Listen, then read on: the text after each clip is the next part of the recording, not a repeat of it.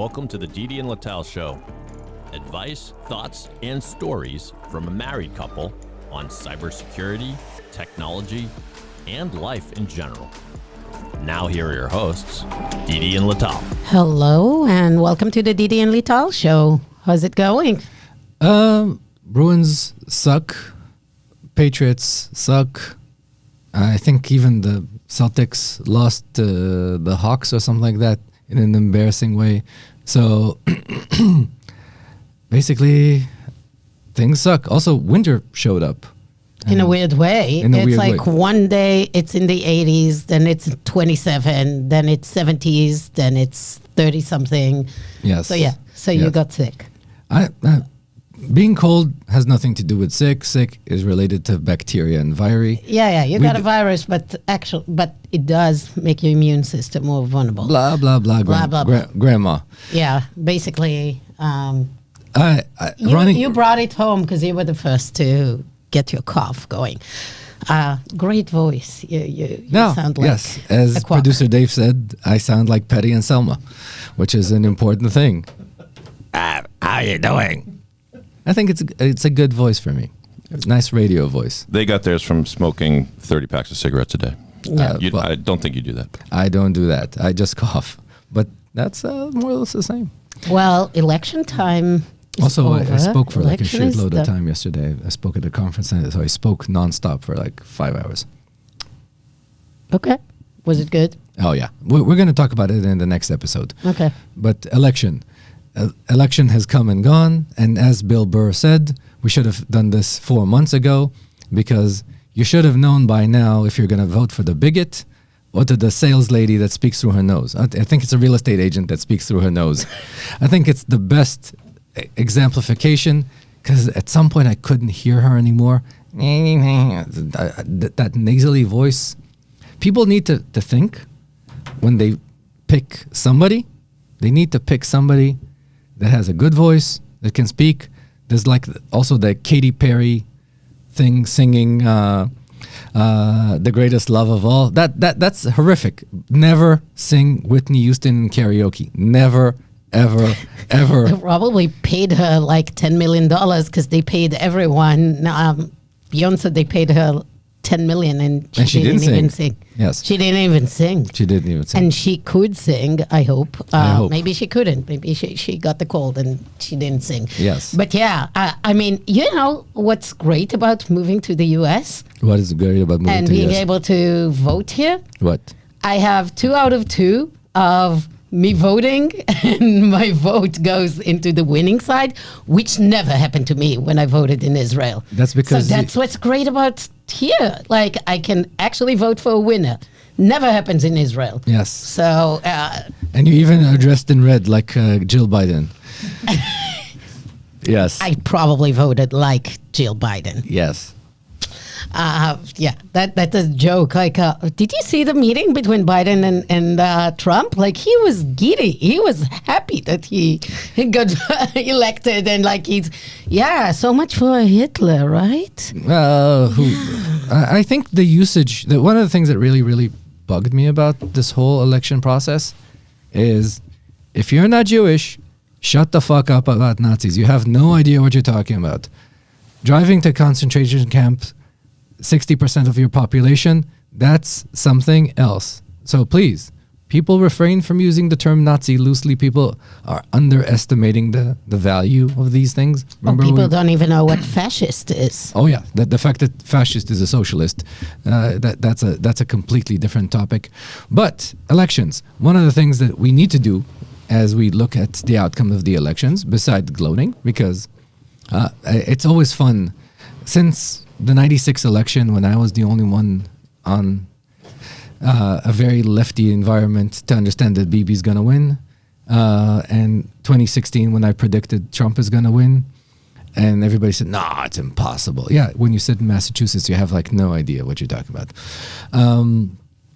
But one of the things that is really interesting for me in this election, besides the fact that I'm really good at predicting these, is the fact that marketing-wise, this is every marketeer should take a look at this election and say to themselves, let's look at how we don't do the stuff of the losing side. And from my perspective, here are a couple of things. If one side has $1 billion, a fucking $1 billion in marketing money, and they blow it on, TV ads right there between the thing that stops diarrhea to the Ozempic commercials to the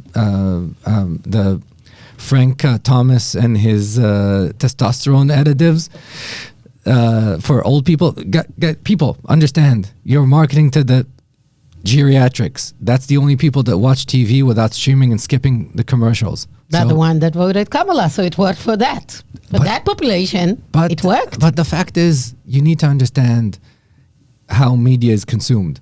Like, one of the things that drives me bonkers whenever I deal with marketing in big evil corporations is they're still using the old models of what are our MQLs, what are our SQLs, what are our... You learned something. Yes. Oh my God, you became a marketeer. Of course. You know our terminology. I have an allergy to the BDR-led ideas of throwing money for no good reason. Because a lot of times, startups are very much like Kamala. They get $1 bazillion, and they say... They go blow it off in inefficient ways. In an inefficient way. Without even having a strategy around it. Yeah, I totally understand.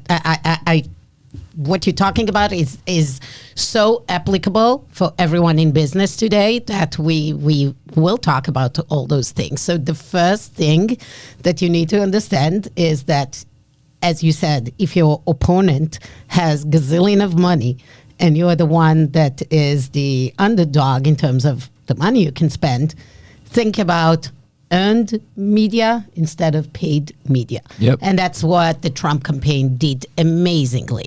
So, but you need to have a person that can actually talk to the media. Everybody talked about this was the election of the podcast and the individual newscasters.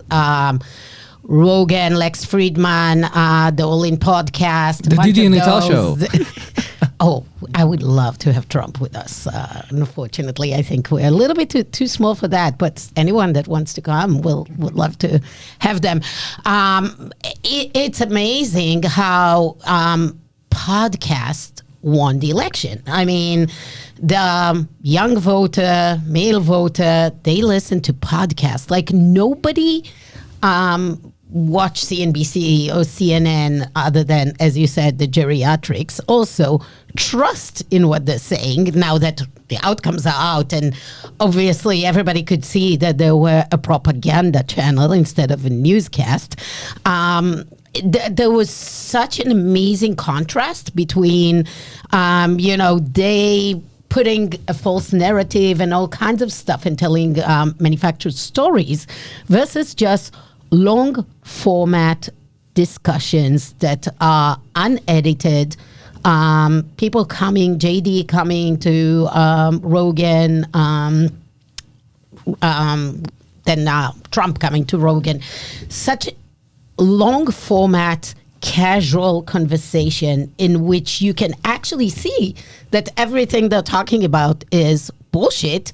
They just cut snippets out of that without context. So I think what is amazing to me is, first, as a marketeer, I think, yes, we all cut those short clips and stuff, but actually people do have an appetite for a long form, maybe not reading, because people don't read these days long form, but listening or watching, people do watch. So if you are a marketeer, podcasts are good. Videos are good. Don't be afraid to put your leadership to talk about the journey and talk about what's good and what's bad, and just be truthful for that instead of over manufactured, very glamorous clips. You still may want to have those to capture attention, but you don't need to spend too much money on those kind of things to win the day. And that was brilliant on the Trump campaign side, and very stupid on Kamala's side, probably because they couldn't pull it off with this candidate. I don't want to go into the can they, can't they. I'm just looking at the success of the marketing campaign because it did reach.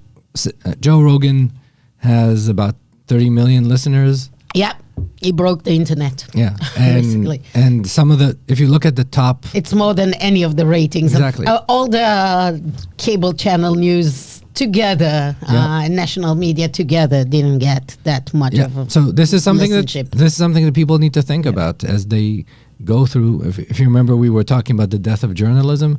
This is the fact of the death of journalism in the art and the cult of the amateur. This is the outcome of it. The trying to continue to push stuff through the if the media itself cannot provide content that is superior to Joe Rogan, I would expect that people that Rachel Maddow makes $30 million a year. I'm expecting her to do something more than make faces like Jon Stewart. Well, you've seen 60 Minutes. It's ridiculous. Compare 60 Minutes, which used to be a huge brand, huge kind of trusted show, and see the joke of it versus Joe Rogan and Lex Friedman, which is just an honest, non-manufactured conversation. Yep. That's it. Yeah, but this I'm expecting a little bit. So this is the thing that I am expecting from the real news is if Kamala sits with 5 so-called reporters on The View. Some of them were legitimate reporters. The View. Listen, I'm expecting somebody to actually do their job, do some research, and come back with a question. Whoopi Goldberg? I don't know. She's a very smart lady. I'm expecting something. But we're digressing. We're back to the death of journalism. We agreed that better use of money first was that. Second, I think the thing that was also important for me is one of the things that Nike did very well, that why Nike is still Nike and Reebok is Adidas now, is remember both of them were competing. And Nike and Procter & Gamble had this methodology called growth from the core. So your best product is your running shoes, so you sell running shoes. Then you already have the runners. How about sell them socks? How about sell them pants? How about sell them running clothes? Yeah. Adjacencies. Now that you understand your audience, who's your buyer? Understanding your buyer and what can you sell them more? And this has been Nike's methodology for many, many, many years, the growth from the core. Understanding who is your ICP? You already have the buyer in a buying motion. Easier to keep a buyer that you already have than acquiring completely new buyers. Yes. And one of the good things that we've seen here is there's a whole bunch of people were talking about what did Trump say here, what did Trump say there. The eating the dogs and eating the cats, besides making Simba concerned that somebody's going to eat Simba, don't worry, Simba, we're protecting you. We will protect you. Nobody will eat you. Besides that, it served the core audience. It got a bazillion sound bites, a bazillion plays, and the more people from Springfield came in and said that that's not real, the more it enhanced the voice and more that it served to cater to the core. So I think I want to talk about for a second, and I think the specific eating the dogs, eating the cats, it's what's amazing in this campaign and in general. This is like the ingenuity of Trump as a marketeer and his ability to capture a minute and make it, he's bullshitting, but actually talking to his core. If you think about it, the debate, everybody said Kamala won it. And if you were in the minute, you felt like she won it. I mean, she was on top. But whatever. Nobody remembers anything from that other than this soundbite that became this song and like genius guy that created the eating the dogs and cats. It's so viral. You heard it once, you cannot unhear it, and then you sing it for the entire let's sample producer Dave. The guy is just a genius. But if you think about it, that is the Yeah. Yeah. Again, that's the idea Yeah. of creating free marketing Yes. and creating a viral concept. Yes. Yeah, Let's ask producer Dave one sec. Do you Eating- remember anything from the debate besides the eating the dogs and eating the cats? I can remember Kamala laughing like a little girl a couple times. Other than that, yeah. They're eating the dogs. Yes, They're eating the cats. It's insane because we look at it so many months later, and that's the only thing that we remember. I mean, for me, that's the main thing I remember from the whole campaign. And that's the beauty of it, that in the moment you're not sure, but there is the beauty of the messaging of the Trump campaign was that they made a thing from things that they knew might be exaggerated and stuff, but they baited the media to actually make a fuss out of it. And this is what Trump always does. Like, he trolls the media with a topic like this. Is it a true story? Is it a hoax that dogs and cats that are being eaten by migrants in Springfield, Ohio? But he knew the media will make a big deal out of it. I think he got lucky. I think he got lucky, but it doesn't matter. It serves his purpose. It serves the core. It's very much like the Apple. So one of the things I love about marketing, him to talk about the topic that invigorates the core, which is immigration, that he knew was the topic that he was most strong about.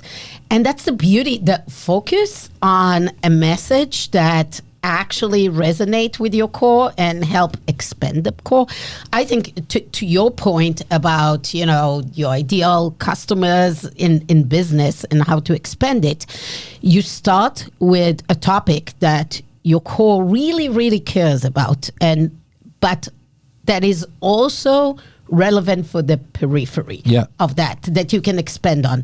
The two topics of economy and immigration are top of the ticket for all his core.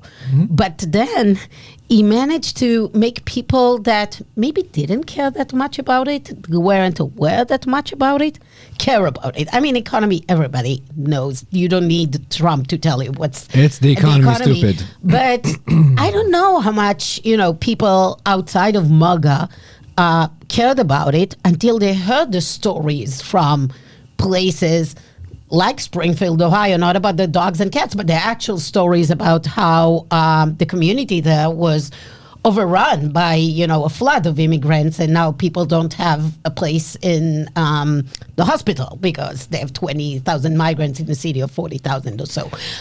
So it became something.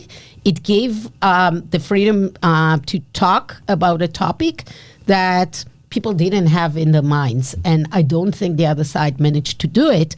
They talked to the core. The core was already really interested in the topic of abortion, freedom of choice over my body, but they could not reach out beyond that. So just speaking and building with your core is awesome. If you cannot expand from that, I don't think this topic mobilized people outside of the core. Do you mind if I add something, guys? Yes, please. Sure, Producer Dave here. please. You familiar with the movie Wag the Dog? Of course, one of our favorite Our movies. favorites. Me too. And I think this clip is spot on with Robert De Niro as the sort of spinster, the fixer behind the Let's scenes. watch it. And what people They gotta know remember. at some point. Who?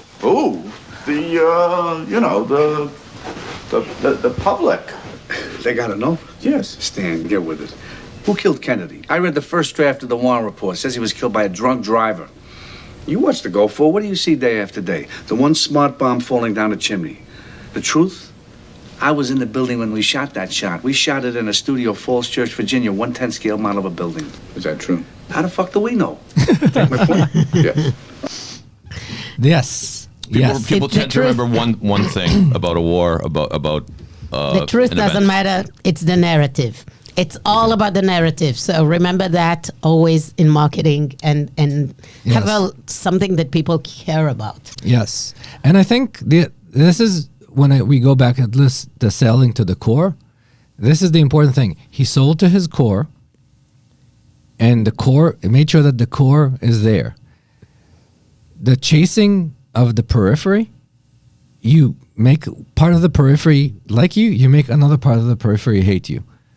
Almost everything was divisive. So when Kamala was courting the Jews, she was alienating the woke. When she was courting the woke, she pissed off the financially sound. When she, the topics that he pushed were topics that were triggering. When he was talking about the transgender, he even said it. We don't want boys playing in girls' sports. And then immediately it goes like boom, the John Olivers of the world, the CNNs of the world. Everybody's going ballistic. And they're not understanding that the majority of, traditional Christian Americans listen to this, and they think it's a much bigger problem than it actually is. Some people think it is a big problem. Other people don't think it's a big problem. But the fact is, it amplifies and it amplifies and it amplifies, and it makes the core and the periphery of the core adhere to this. This is the strength from the core, the understanding that first make sure that your core voters should vote. She didn't ever define what her core voters are. I think she did. It was women. No, saying women is belittling women. This is the problem. She thought that she's going to waive the abortion thing, and she's going to make suburban women that have the state of mind that everybody that rushes to do an abortion is a sexually promiscuous lady, which is not true, which is a problem. There's a million things that are wrong with this statement, but the fact is that she thought that if she'll wave the abortion flag, everybody is going to panic about it. And this is an important topic. It's a really important topic for the feminism and where feminism got to. But the fact is that doing that puts you in a bind, because you're not actually building a core. She was chasing fragments of fragments. Well, this is an understanding of the Trump campaign, understanding that people have classes. When you make less than 80K a year, and that's a shitload of people, and they go to the supermarket and discover that butter costs $7, not $3 like CNBC thought or MSNBC thought, it's a problem. I think it gets me to another idea around marketing and messaging that is really relevant. And like, I have this with my team all the time.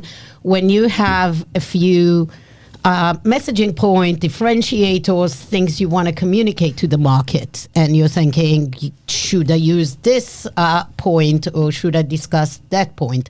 The thing is that when you're a startup and you have a product, it has probably a ton of features, and it can do a lot of different things to different people. There are different use cases, like,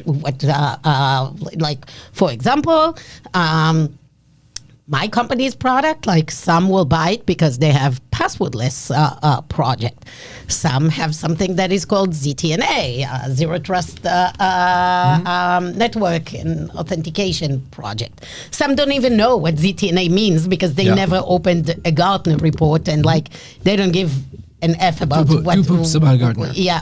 So there is always this debate of how you position yourself, what's the messaging you're putting out, and since your budget is limited, it's like, what story do you tell the world? And I think, again, going to prioritizing something that addresses the biggest possible audience, but also mobilize him to go and buy your product creates a sense of urgency. Because like, to the point around Zero Trust Network, for example, while it's a nice concept, and some people, and especially if you are in federal government, you now have budgets, and you have, because of regulation, you have to apply this. So for this market, it's relevant.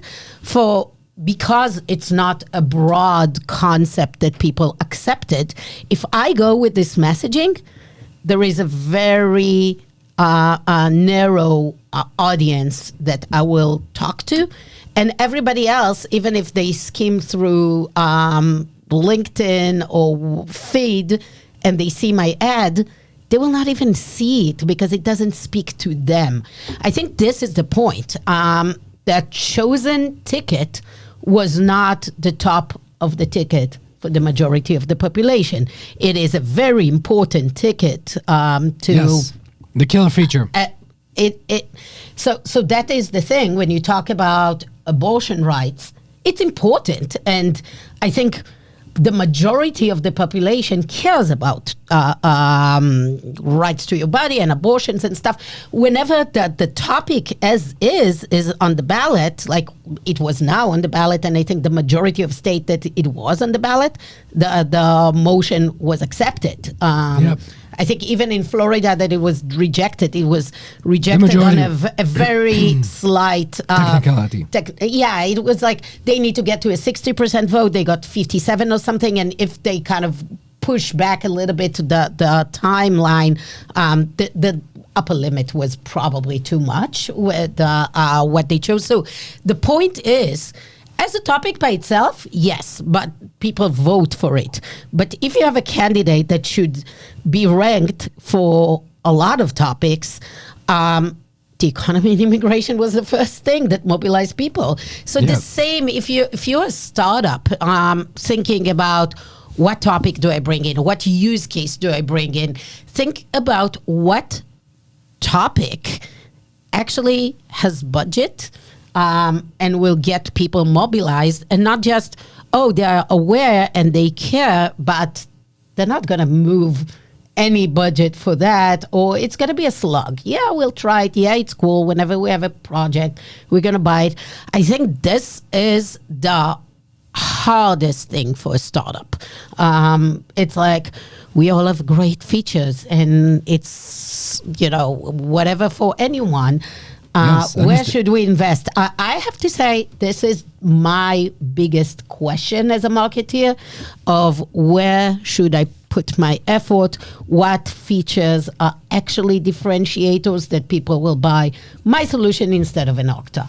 Yeah. So this is where people need to understand kind of a little bit of from the survey, and when some of the other, when the loser side looks in the mirror and understands why they lost, they should look at their topics and topic selection. That's what I think is true. And every time when your marketing campaign doesn't work, you need to take a look at, are you selling the right thing? Yeah. Are you selling the right thing? Did the right people see it? Did it move? That's so many elements to it. So that's always tough to know. What else? I really think that this was a meritocracy election. We talked a lot about meritocracy, that the strength of your outcomes. I know you don't want to get into this topic in details, but at the end of the day, I think people voted for, results, outcomes, and not. So let me pivot this to something that's more palatable to people. And my view of this is, when you don't have a marketing budget, CEOs and CTOs need to understand that they are the brand. Absolutely. Because eventually, even when you have marketing budget, your CEO is still the brand. So George Kurtz is the brand of CrowdStrike. Yes. Satya Nadella is nowadays the brand of Microsoft. Yes, he is. And before that, Bill Gates was. Yeah. And that was the problem with Ballmer. And Steve Jobs was. Yes. And this is the important thing. And Elon is for his companies. And yes, the brand is the person and who he is. Yeah. And that's an important element, that you need to understand that you are the brand. And going back to my starting position, nobody likes a real estate agent that speaks through her nose. It doesn't matter. Think of when you would buy a house. Would you buy a house? Would you buy a car from this person? And the fact is that maybe I don't care, but people. Do I want them to sit with Xi Jinping? That's another question. It's one of those things that you need to look at.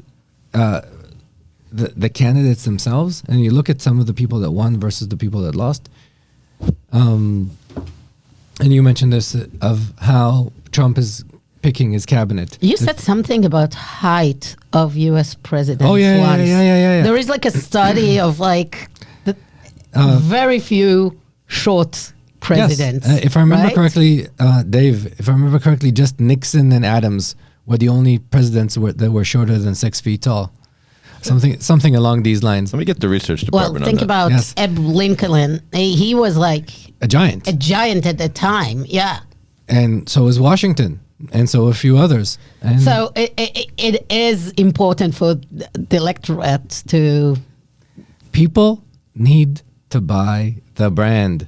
And if you look at the Yeah. brand itself, you'll see that most of the time, you'll see that, and this is an important thing for all the various candidates, is people that go through media and go through media well and have media training. Think of Tim Waltz and Tim Kaine. That was another SNL amazing thing of name that guy. That was amazing that nobody. Versus J.D. Vance, if you think about his capabilities. You know, the fact that basically somebody said, this was the most important elections, we're fighting for our democracy, and nobody remembers Tim Kaine. Nobody. Everybody still remembers Sarah Palin. Sarah Palin a bazillion years Wasn't later. it Tim Scott? That was the joke. Exactly. Nobody remembers Tim Kaine. Nobody remembers nobody will remember Tim Waltz in 5 days from now. Thank God. Sarah Palin is still remembered. Dan Quayle, the dummy, is still remembered for picking a fight with Murphy Brown on television. And for getting called to the yard by Lloyd Benson. Yeah. You're no John. You're no. She's John F. Kennedy. probably the most well-remembered candidate ever, Sarah Palin. No, what you talking about? There's a million. There's a million ones that are really, really well remembered. No. Nixon, when he was VP, was very well remembered. There's a whole bunch of people that are very, very, very well remembered besides Sarah Palin. She's the only one that somebody made a porn over, the Nailin Palin. But Okay. Nixon Yes. was actually 5'11", Oh. placing him for a tie for 21st of tallest presidents. The shortest presidents ever: James Madison, Benjamin Harrison, and Martin Van Buren. People were shorter back then. People were shorter back then, for sure. Maybe Yes. the myth I was always is sure that not- John Adams was a midget, even though Sam, our friend, who's his relative, is. But you see that since there is John TV, Adams also very short, 5'7". but Yeah. in kind of like modern life, when there is TV, you see them all become taller, right? Yeah. Yeah. Which is the sellability of the Yes. candidate. Interesting. What else? So we said you are the brand. Think of where you're putting your marketing dollars. Growth from the core. Make sure Messaging. Make sure that you have Something that- make sure you have a killer feature. Something that will make changes. People part away from the money Yes. for you. Yes, I think with this 5 messages, that's the top anybody will remember. So I think we did our service and made it in a memorable way. And make America great again. The fact that I drew you to the right and you became a MAGA Karen. It's crazy, right? It's Who great. would have? I think my friends are shocked. And I want to say something. Thanks for being able to do it and not be ashamed of it. I think that I could have gone through this change of minds and change of opinions a few years ago without being kind of shamed, cancelled, and stuff. And there is something freeing and of not giving an F and actually being able to own your opinions and say them out loud and not being cancelled. And I know this might be shocking to a lot of my friends and maybe family and stuff. I own my opinions. And if you want to have a conversation of why did I move, happy to have this conversation. I can explain all of it. I also would recommend listening to Sam Harris' Reckoning episode about why he thinks Trump won. listen to Honestly with Barry Weiss and how she kind of summarized the election. I share a lot of those thoughts, yes. So here's one thing I will sneak in. On the Honestly podcast, there was the part about being a bullshit artist. As a bullshit artist, this is a very important thing to remember. There's a big difference between lying And bullshitting. and bullshitting. Bullshitting is super important. If you're It's the most important thing because it's exaggeration makes a point. yes, it's like all exclamation, and it doesn't. If you're a And startup, it's obvious for people yes. If you're a and startup, entertaining. yes. If you're a startup, and usually there's like 2-3 founders. Take a look around. If one can't bullshit, get one that can. This is really important. Find the person that can. Hire him, pay him, founder. You need the bullshit person. Because they will be your salespeople, Exactly. basically. Yes. You need somebody that can sell. You need somebody that can bullshit, to carry the message, to amplify the message. It doesn't matter if for bullshit inside, bullshit outside. You need bullshit. It's a really important skill. I would call it storytelling in a positive spin. No, Yeah. bullshit. And I love bullshit. Alrighty, with Yes. that, hope you enjoyed this episode. Thank you. The Didi and Lital Show is a weekly podcast. If you like us, please rate and review us wherever you get your podcast. We will be here next week. See you then. Bye-bye. Bye-bye. All right.